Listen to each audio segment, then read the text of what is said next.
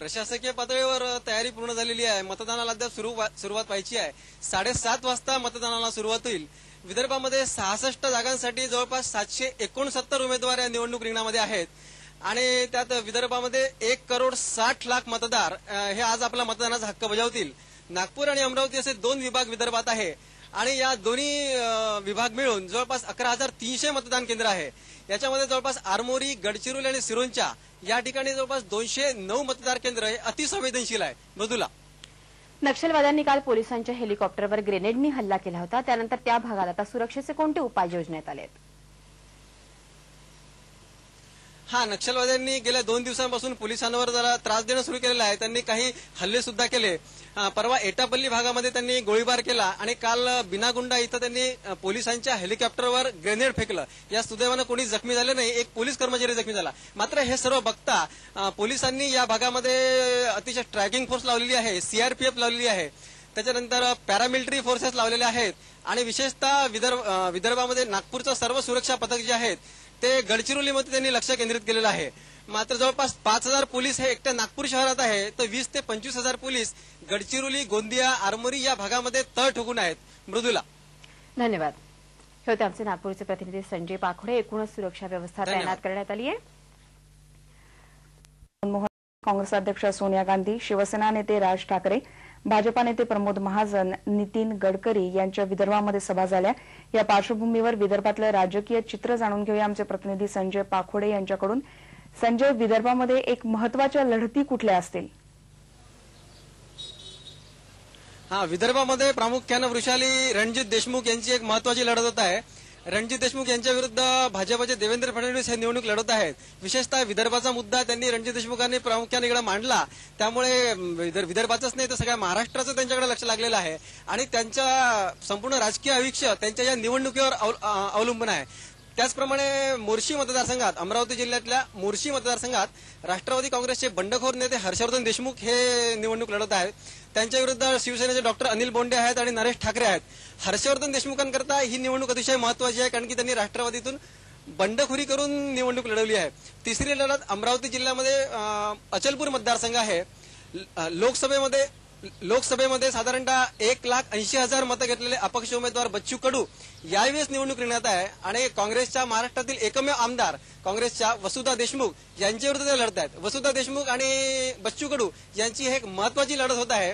पुसदमध्ये मनोहर नाईक, राष्ट्रवादीचे मनोहर नाईक आणि शिवसेनेच्या आरती फुपाटे यांच्यात लढत होत आहे। त्याचप्रमाणे शेतकरी संघटनेचा सरोज काशीकर आहेत, विधानसभेचे उपसभापती प्रमोद शेंडे हे आहेत।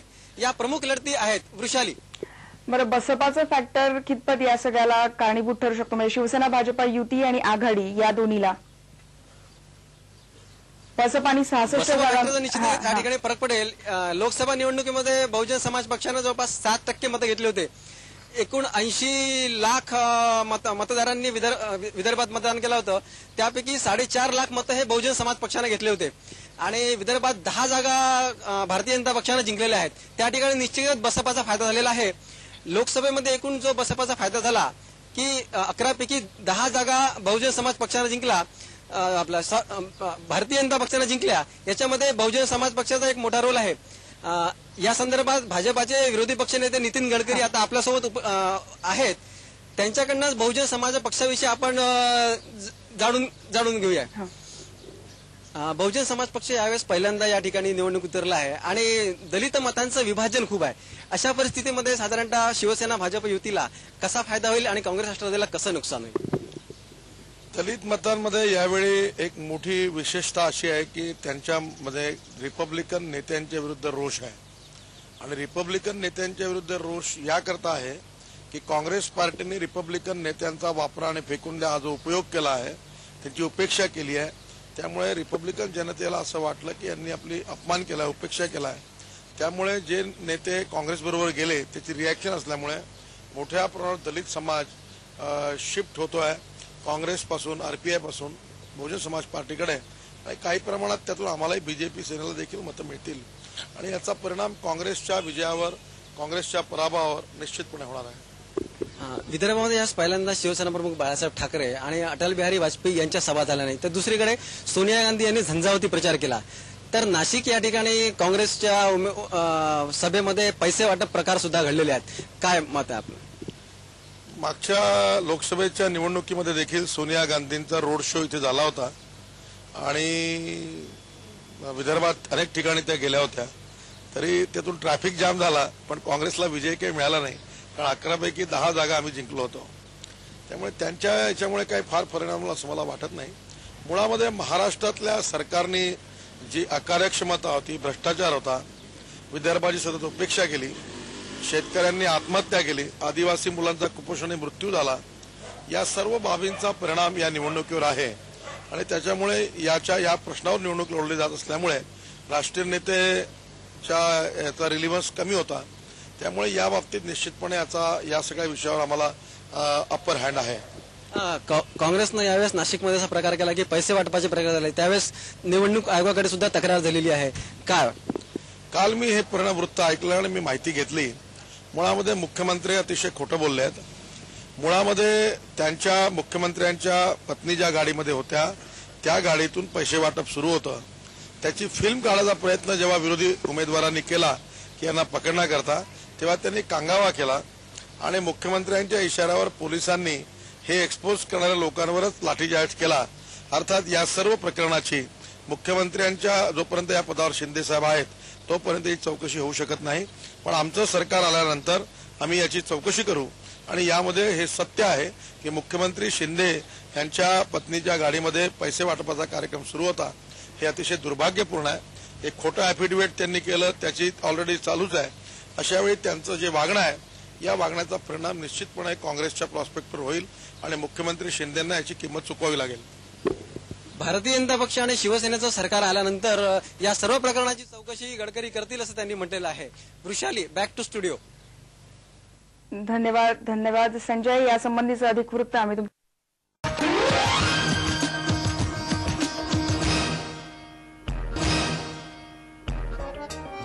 अभूतपूर्व प्रयोग सध्या मेळघाटात सुरू आहे. मेळघाटातल्या अंगणवाडी सेविका, आरोग्य सहाय्यक आणि आरोग्य सेविकांनी मृत्यूपंथाला लागलेल्या बालकांना वाचवण्यासाठी कुपोषित बालकांना दत्तक घेतलंय.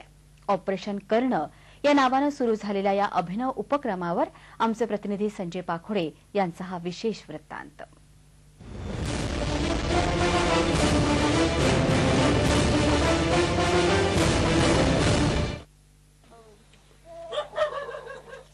कुपोषित बालकांना वाचवण्यासाठी राज्य सरकारनं सुरू केलेला मेळघाट पॅटर्न सपशेल अपयशी ठरल्यावर अमरावती जिल्हा परिषदेचे मुख्याधिकारी उदय राठोड यांनी बालकांना जीवनदान देण्याकरता एक नवीन उपक्रम राबवण्यास सुरुवात केली आहे. ऑपरेशन कर्ण असं या नव्या प्रयोगाचं नाव असून यामुळे मेळघाटातला बालमृत्यू दर कमी होण्याची शक्यता आहे. मेळघाटातला कळमळवार, हरिसाल, बैरागड, बिजुधावडी, सादरावाडी, सलोना, सेमाडोह, चुरणी आणि हातरू या भागात आजही 107 बालकं कुपोषणाच्या 4थ्या श्रेणीत आहेत. 4थ्या श्रेणीत असलेल्या या बालकांना वाचवण्यासाठी शासकीय अधिकाऱ्यांनी धडपड सुरू केली आहे. त्यासाठी 4थ्या श्रेणीतल्या 107 बालकांना मेळघाटात काम करणाऱ्या आरोग्य कर्मचाऱ्यांनीच दत्तक घेतलं असून पुढचे 100 दिवस पावसाळा संपेपर्यंत हे ऑपरेशन कर्ण चालणार आहे. चिखलदऱ्यामध्ये 19 बालकं आणि धारणीमध्ये 83 बालकं जी ग्रेड 4 मध्ये आहेत. ह्या सगळ्या बालकांनी आमच्या ANMनी म्हणजे नर्स इथली जी आहे किंवा अंगणवाडी सेविका जी आहे जिथे नर्स नसेल त्या 102 बालकाला ह्यांनी दत्तक घेतलेला आहे.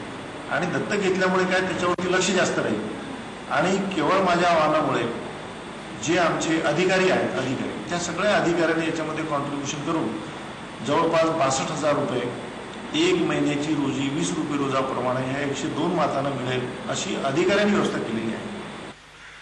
ऑपरेशन कर्ण योजनेअंतर्गत आता कामावर जाण्यापूर्वी आदिवासी माता आपापली बालकं अंगणवाडीत सोडून जातील. त्यानंतर दिवसभर त्या मुलांचं संगोपन अंगणवाडी सेविका आणि आरोग्य सेविका करतील आणि याकरता बालकांच्या मातेला दर दिवशी 20 रुपये आहार भत्ता सुद्धा देण्यात येईल.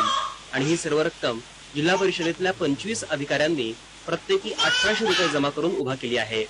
कुपोषित बालकास दत्तक घेऊन त्याला सुदृढ ठेवतानाच स्वतः जवळचा पैसाही खर्च करावयास लावणारा ऑपरेशन कर्ण हा जगावेगळा प्रयोग आता मेळघाटात कितपत यशस्वी होतो हे पावसाळा संपल्यानंतरच कळेल. Sanjay Pakhode, ETV news, Melghat, Amravati. महाराष्ट्र माझातील इतर घडामोडी अल्पशा विश्रांतीनंतर.